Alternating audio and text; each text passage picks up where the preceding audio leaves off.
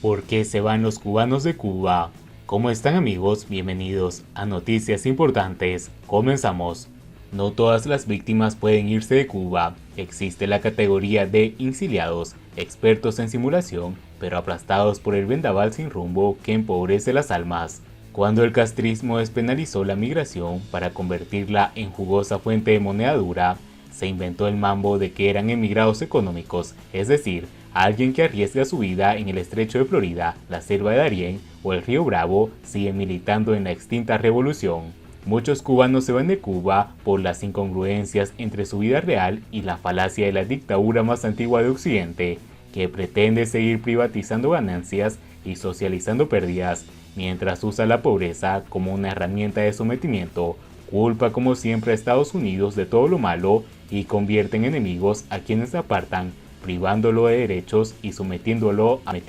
a todo tipo de arbitrariedades. Muchos cubanos se van de Cuba porque no pueden ser libres, ni siquiera ciudadanos, solo combatientes de una cruzada verde oliva permanente y empobrecedora, mientras el gobierno alardea de libertad, soberanía, felicidad colectiva, con el presidente llamando a la guerra civil, encarcelando a miles de víctimas, incluidos jóvenes y adolescentes, y amenazando. Muchos cubanos se van de Cuba porque repudian una constitución que establece la supremacía del Partido Comunista sobre la propia Carta Magna, impide que organizaciones opositoras se legalicen y concurran en las elecciones democráticas, mientras la dictadura vive criticando a la democracia estadounidense. Muchos cubanos se van de Cuba para militar en opción diferente al comunismo o simplemente mantenerse al margen de la bulla oficial, lo priva de acceder a trabajos menos malos y determinadas carreras universitarias, mientras el Partido Comunista establece cuotas de mujeres, religiosos, periodistas para colorear el escarnio. Muchos cubanos se van de Cuba porque los sueldos no le permiten alimentar, curar, vestir, calzar y educar a sus hijos. Viven hacinados en sus casas ruinosas sin agua potable, carecen de guaguas para ir a trabajar, visitar familiares o pasear, mientras que la casta verde oliva y en Guayaberada habita mansiones climatizadas y con piscinas desbordantes de agua limpia, viajan en automóviles y aviones de lujo, comen manjares, bebidas exóticas que no pagan y protegidos por los escoltas pagados por el pueblo. Muchos cubanos se van de Cuba porque vieron morir a sus familiares por el coronavirus y carentes de oxígeno debido a que la planta productora lleva 18 años rota, mientras el complejo militar empresarial Gaesa construía hoteles de lujo en Habana arrasada por el comunismo. Muchos cubanos se van de Cuba porque no se sienten representados por generales, primeros coroneles, invento reciente y coroneles torpes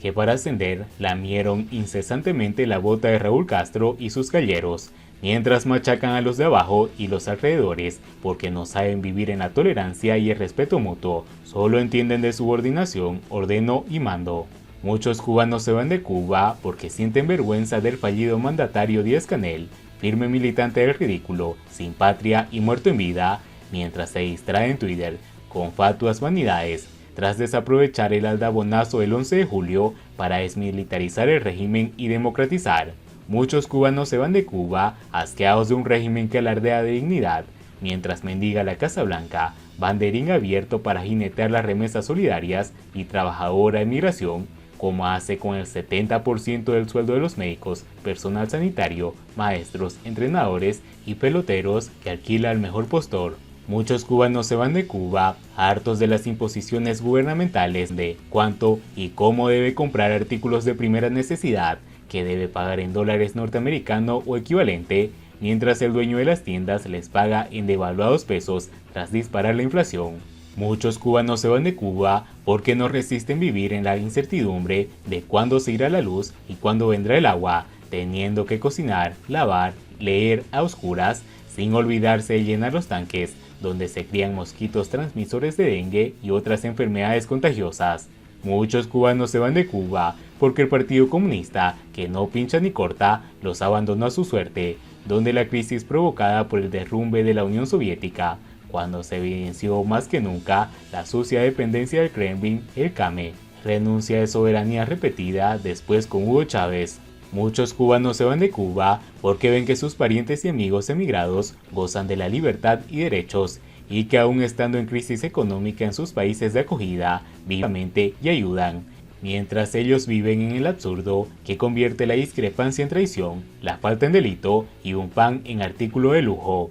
Como no todas las víctimas pueden irse de Cuba, existe la categoría de exiliados, expertos en simulación, pero aplastados por el vendaval sin rumbo que empobrece las almas desde el Cabo de San Antonio, pasando por la Isla de la Juventud hasta la Punta de Maicí, donde la libertad brilla por su ausencia y la felicidad es solo para unos pocos elegidos que desprecian al noble pueblo cubano. ¿Hasta cuándo?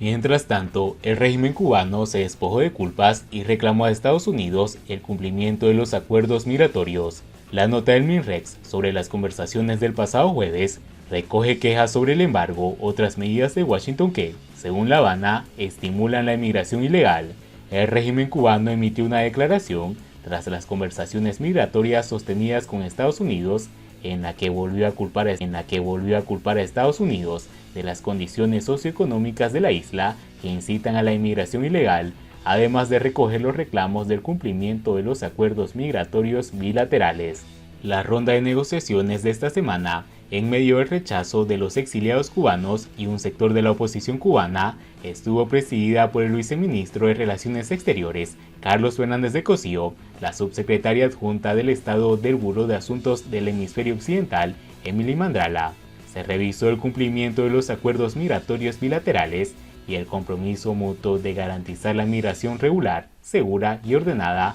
señaló el texto del Ministerio de Relaciones Exteriores, MINREX, publicado en su página oficial y replicado por la prensa oficialista. Según la nota, el gobierno de Cuba reiteró su preocupación por las medidas del gobierno estadounidense que estimulan la migración, impiden la migración legal y ordenada y generan las condiciones socioeconómicas que incitan a la inmigración. Dice que estas medidas, entre ellas las asociadas al reforzamiento extremo del embargo, provocan pérdidas de vida y la comisión de delitos de tráfico ilícito de migrantes, fraude migratorio, situación que afecta a los dos países y a la región.